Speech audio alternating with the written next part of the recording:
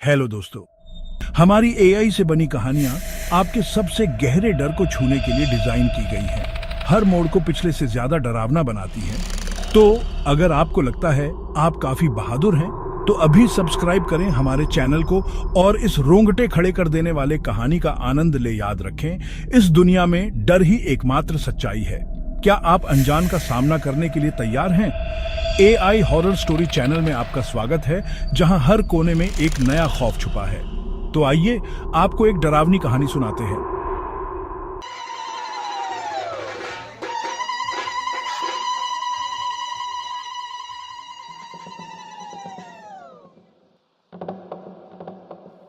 एक ऐसी हवेली जहां अमावस्या की हर रात निर्बली होती है, जहां अब कोई नहीं रहता।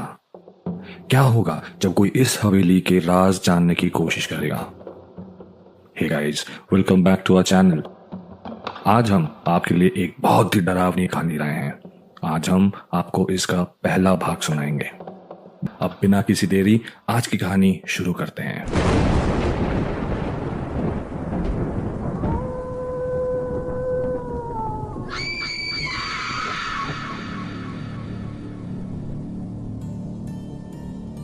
डर, भय, खौफ, आतंक, ये सारे शब्द बस एक ही एहसास को दर्शाते हैं। वो एहसास जो कई बार हमें रात को सोने नहीं देता। वो एहसास जिसे आप हमारे ओरिजिनल स्टोरीज के हर एपिसोड में महसूस करेंगे। सूरज ढल चुका था जब विजय सिंह ने अपने गांव कल्याणपुर में अपनी पुरानी हवेली के दरवाजे पर कदम रखा। वो 23 साल बाद विदेश से गांव लौटा था। एक अजीब सी डरावनी आवाज के साथ वो लकड़ी का विराट दरवाजा चरमराता हुआ खुल गया। अजीब सी एक धूल की एक गंध उसके नाक में घर कर गई। उसने चारों तरफ देखा। हवेली अब पहली जैसी नहीं थी। दीवारों पर बेलों और जंगलों का कब्जा हो चुका था। अरे कौन है भाई? रुक जाओ, रुक जाओ, अंदर मत जाओ। हवेली के अंदर मत जाओ भाई, मरना है क्या तुम्हें? अचानक विजय को दूर से एक आवाज सुनाई दी। पीछे करीब 40 हाथ दूर हवेली के गेट के बाहर 2 बुजुर्ग गांव वाले खड़े थे। उनके चेहरे पर डर था। विजय धीरे धीरे चलता हुआ उन बुजुर्गों के पास पहुंचा। नमस्ते चाचा, मैं विजय, जमींदार राघव सिंह का पोता। आप कुछ कह रहे थे? ये सुनते ही दोनों गांव वालों ने एक दूसरे को हैरानी से देखा। नमस्ते बेटा, मैं दिनकर और ये रामलाल, हम लोग गांव में ही रहते हैं। दरअसल यहाँ जो हुआ उसके बाद हमें लगता है कि तुम्हें कभी वापस नहीं आना चाहिए था। यहाँ जो हुआ? मैं कुछ समझा नहीं चाचा। तभी दूसरे आदमी ने पहले आदमी को कोहनी मारकर चुप कराते हुए बात बदलते हुए कहा, अरे कुछ नहीं, दिनकर कह रहा है कि तुम विदेश में पढ़ने चले गए थे ना बेटा, कभी वापस नहीं आए, तो हमें लगा कि तुम कभी नहीं लौटोगे, बस और कुछ नहीं। पर आप कुछ मरने की बात कर रहे थे ना चाचा? नहीं नहीं, वो तो हम तुम्हें रोक रहे थे क्योंकि हवेली की हालत ठीक नहीं है ना, जगह जगह से टूट चुकी है, बस इसलिए। अच्छा, अब हम चलते हैं, नमस्ते। ये कहकर वो दोनों आदमी हड़बड़ाहट में वहां से चले गए। विजय को कुछ अजीब सा लगा, पर वो जानता था कि वो आदमी झूठ बोल रहा था।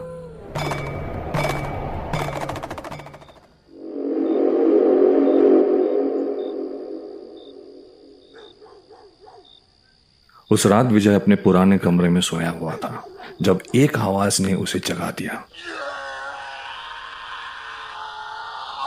दूर पहली मंजिल के कमरे में कोई आदमी डर से चिल्ला रहा था और उसकी आवाज पूरी हवेली में गूंज रही थी। विजय बिस्तर पर उठकर बैठ गया। आवाज बहुत डरावनी थी, मानो जो भी चिल्ला रहा था कोई उसे बहुत यातना दे रहा हो। विजय कमरे के बाहर आया। हवेली के पहली मंजिल के किसी कमरे में शायद कोई बंद था और चीख रहा था। आवाज अब और अच्छे से सुनाई देने लगी थी। विजय आवाज का पीछा करते हुए एक अंधेरे कॉरिडोर में पहुंचा जहां बहुत सारे दरवाजे थे। दोनों तरफ दीवारों पर बड़े बड़े पेंटिंग्स लगी हुई थी। जैसे ही वो आगे बढ़ा उसे महसूस हुआ इस जगह पर बाकी हवेली की तुलना में तापमान काफी कम था। वो चीख अब और तेज हो गई थी और उस चीख के साथ अब किसी के हंसने की भी आवाज आ रही थी।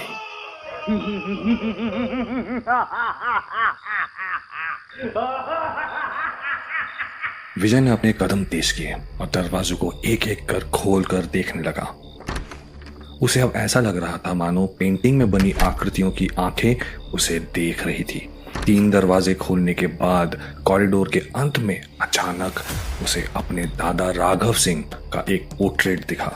वो पोर्ट्रेट इतना बड़ा था कि एक क्षण के लिए तो उसे लगा कि वहां कोई वाकई में खड़ा था। विजय वहीं खड़ा हो गया और पोर्ट्रेट को देखने लगा। उस पोर्ट्रेट में जमींदार राघव सिंह की आंखें डरावनी और अजीब थीं, मानो उनमें जान हो और वो विजय को घूर रही थी। तभी एक आवाज आई, मानो कोई दरवाजा खोल बाहर आकर किसी टेबल से टकराया हो। कौन है वहां? विजय ने हल्की आवाज में पूछा। पर चारों तरफ अब बिल्कुल सन्नाटा था। विजय ने डर डर के दोबारा उस पेंटिंग की तरफ देखा और उसके शरीर में बिजली दौड़ गई। राघव सिंह के फोटो के ठीक सामने एक शरीर खड़ा था, करीब 6 फीट लंबा, कुर्ते पैजामे में, पर बिना किसी सर का। विजय के पैर वहीं जम गए। उस सरकटे आदमी के गले से काफी खून बाहर गिर रहा था, जिससे आसपास की जमीन अब गीली हो रही थी। एक अजीब सी आवाज उस शरीर के अंदर से आ रही थी। कुछ सेकंड्स वो सरकटा उसी फोटो के सामने खड़ा रहा। फिर उसने धीरे धीरे अपने दोनों हाथ ऊपर किए और तेजी से विजय की तरफ बढ़ने लगा। विजय अंदर तक कांप गया था। वो बस किसी तरह भागते भागते अपने कमरे पहुंचा और फिर उसने दरवाजा बंद कर दिया। बाकी की रात वो जागा रहा, क्योंकि उसे पता था कि वो सरकटा उसके दरवाजे के बाहर ही घूम रहा था।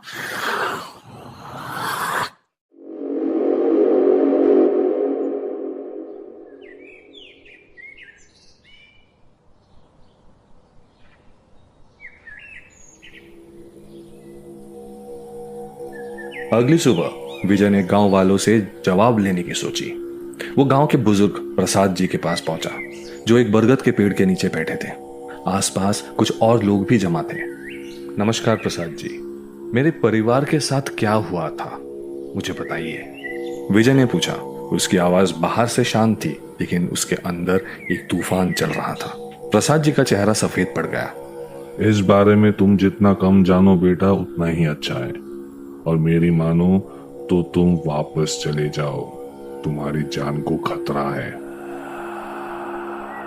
मुझे पता है कि मेरी जान को खतरा है।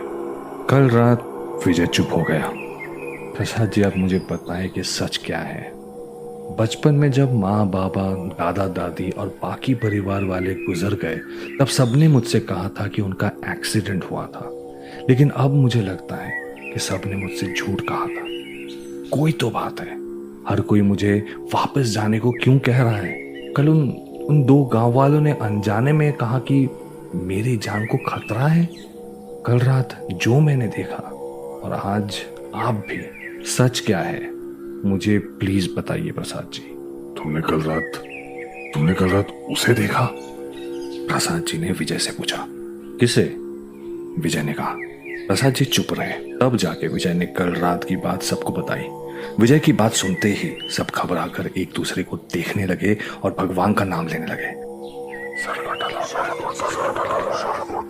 दबी आवाज में सब कहने लगे। तब प्रसाद जी ने विजय को सच बताया।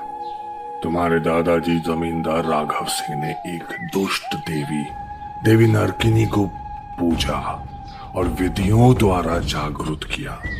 ये सब उन्हें काली शक्तियों के एक तांत्रिक ने सिखाया, जिसका नाम जगदीश्वर था।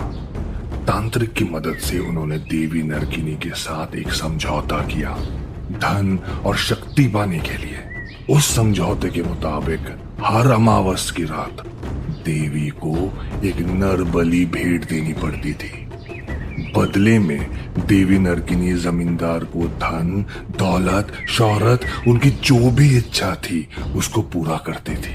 हर अमावस की रात हवेली में दर्दनाक चीखें गूंजती थी। सालों तक राघव सिंह ने गांव वालों की बलि चढ़ाई, उनका खून हवेली की मिट्टी में बहाया। गांव की जनसंख्या कम होने लगी, पर जमींदार नहीं रुके। उनके लालच का जैसे कोई अंत ही नहीं था। लेकिन सबसे बड़ा छल तब हुआ जब उन्होंने एक बार नरबलि के लिए उपयुक्त किसी को ना पाकर तांत्रिक को ही छल से बलि चढ़ा दिया। वो तांत्रिक जो देवी नरकिनी का सीधा साधक था, वो तांत्रिक जिसने जमींदार को ये विधियां सिखाई, वो तांत्रिक जो पूरे जीवन उनकी सेवा में लगा रहा। तांत्रिक के मौत के बाद वो सरकटा बन गया जो तुम्हारे परिवार से बदला लेना चाहता था, पूरे परिवार को खत्म करना चाहता था, और उसने ऐसा ही किया। उसके मौत के बाद सरकटा बनकर वो हर अमावस्या को तुम्हारे परिवार के किसी न किसी सदस्य की बलि देता रहा देवी नरकिनी को, और धीरे धीरे तुम्हारा पूरा परिवार खत्म हो गया। नरबलि उसके बाद बंद हो गई। पर अगर कोई तुम्हारे हवेली में जाता है तो फिर कभी बचकर नहीं आता। वो सरकटा उसकी भी बलि दे देता है देवी को। आज भी हर अमावस्या को हवेली से यज्ञ के मंत्र सुनाई देते हैं। वो सरकटा आज भी देवी की पूजा करता है। तुम उस श्रापित हवेली में मत रहो बेटा। तुम अगर वहां लौटे तो वो सरकटा तांत्रिक तुम्हारी भी बलि चढ़ा देगा देवी नरकिनी को। देवी रक्त की प्यासी है, और हम नहीं चाहते कि कोई और नरबलि हो और देवी जाग जाए। प्रसाद जी ने विजय से कहा। विजय पूरे दिन गांव में ही रहा। उस शाम जब विजय गांव से हवेली लौटने के लिए उठा, गांव के माहौल में एक बदलाव था। गांव वाले धीरे धीरे बातें कर रहे थे और डर भरी नजर से उसे देख रहे थे। अपने दादा की हरकतों का सच जानने के बाद विजय हवेली पहुंचा। गांव वालों की बात ने उसे अंदर तक हिला दिया था। उसे इन बातों पर यकीन नहीं हो रहा था, पर यह सच था कि उसने कल रात एक बिना सर वाले आदमी को देखा था। उसने बात की तह तक जाने की सोची। उसने पुराने और धूल से भरे हुए कमरों में तलाशी शुरू की, किसी भी जानकारी की तलाश में। लाइब्रेरी में उसे राघव सिंह का एक पुराना डायरी मिला, जिसमें बलियों और देवी के आदेश का जिक्र था। जब उसने डायरी पढ़ा तो उसके दादाजी के पापों का सच उसके सामने उजागर हो गया। राघव सिंह ने देवी को हर महीने एक बलि देने का वादा किया था, लेकिन जब उसे कोई गांव वाला नहीं मिला तो उसने उस तांत्रिक की ही बलि चढ़ा दी जिसने उसकी मदद की थी। ये समझौता टूटा और इससे उसके परिवार पर श्राप लग गया।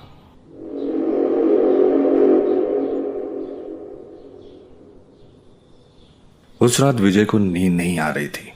11 बजे वो रूम से बाहर निकला और उसने पहली मंजिल पर बने उस मंदिर को ढूंढने की सोची जहां नरबलि होती थी। एक अजीब सी डर के साथ विजय हवेली के पुराने और छुपे हुए हिस्सों में मोबाइल की लाइट लेकर मंदिर को ढूंढने लगा, पर उसे कोई मंदिर नहीं मिला। वो सोच में पड़ गया, तो क्या मंदिर कहीं और है? पर डायरी में भी यही लिखा था कि मंदिर हवेली में ही थी। विजय ये सब सोच ही रहा था कि अचानक एक आवाज उसके कान में गूंजने लगी। एक बहुत ही दबी सी आवाज, मानो कोई किसी मंदिर में आरती का नगाड़ा बजा रहा हो। धम धम धम। वो आवाज अब उसे साफ सुनाई दे रही थी, साथ ही में शंख और घंटियों की आवाज। विजय उस आवाज का पीछा करते हुए आंगन की एक खुली जगह पर पहुंचा। आवाज वहां जमीन के नीचे से आ रही थी। उसने वहां से धूल, मिट्टी और सूखे पत्ते हटाए। वहां एक छोटा सा गुप्त द्वार था और उसके नीचे सीढ़ियां थी जो नीचे अंधेरे में कहीं घुल गई थी। उसने मोबाइल की लाइट ऑन की और उन अंधेरे सीढ़ियों से नीचे उतरने लगा। अगरबत्ती की एक तेज सुगंध उसे महसूस होने लगी थी। सीढ़ियां खत्म होने पर वो एक अंधेरे कमरे में था जो किसी पत्थर की गुफा जैसा लग रहा था, और उस गुफा की एक दीवार पर 8 फुट लंबी एक देवी की प्रतिमा थी। एक भयंकर देवी की देवी के बाल पैरों तक थे, खुले और बिखरे हुए। उसका शरीर काला था और शरीर पर लाल रंग की साड़ी थी। उसकी जीभ बहार और लाल रंग की थी। शरीर की नसें उभरी हुई और उसकी आंखें बहुत बड़ी और क्रोध से भरी हुई थी। और देवी के एक हाथ में एक लकड़ी की कटोरी और दूसरे हाथ में एक खड़ग था। दोनों पर ही सूखा खून लगा हुआ था और देवी के पैरों के सामने बलि देने की बेदी लगी थी।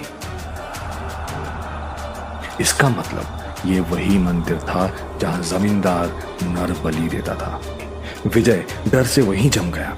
इतनी भयंकर देवी की प्रतिमा उसने अपने पूरे जिंदगी में कभी नहीं देखी थी। देवी के सामने फूल और पूजा की बाकी सामग्री भी थी, मानो वहां कोई रोज पूजा करता हो। विजय को ये सब देख यकीन ही नहीं हो रहा था। उसने कैमरा ऑन किया और फ्लैश ऑन करके फोटोज खींचने लगा। इतने अंधेरे में फोन के लाइट से सब ठीक से नहीं दिख रहा था।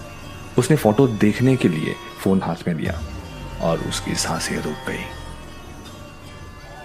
उस फोटो में दीवार के एक कोने में कोई खड़ा था, चुपचाप। विजय डर से कांप रहा था। वो डर डर के पीछे मुड़ा और उससे 4 हाथ दूर 6 फीट लंबा वो सर कटा खड़ा था।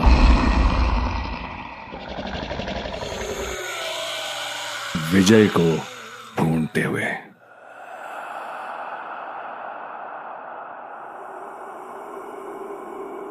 आज का एपिसोड यहीं खत्म होता है दोस्तों। और हाँ, हमें जरूर बताएं आपको आज की कहानी कैसी लगी।